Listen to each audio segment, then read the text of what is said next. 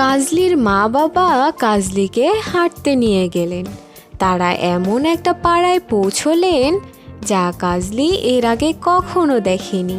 কাজলি পাড়াটা ভালো করে দেখতে লাগলো। সেখানে যে সমস্ত বাচ্চারা রয়েছে তাদের কাছে অনেক খেলনাও ছিল না, আর যে খেলনাগুলো ছিল সেগুলো সব ভাঙা।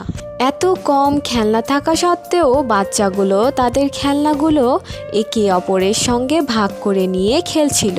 অনেকে আবার তাদের একমাত্র খেলনাটাও তাদের বন্ধুকে দিয়ে দিচ্ছিল।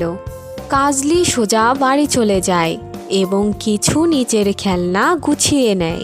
সে খেলনাগুলো সেই পাড়ায় নিয়ে যায় এবং সেখানকার বাচ্চাদেরকে সেগুলো দিয়ে দেয়। এটা তোমার জন্য আর এটা তোমার জন্য, ধন্যবাদ, থ্যাংক ইউ। কাজলির মা বাবা গর্বিত হন কাজলিকে দেখে, আর কাজলিরও খুব ভালো লাগে।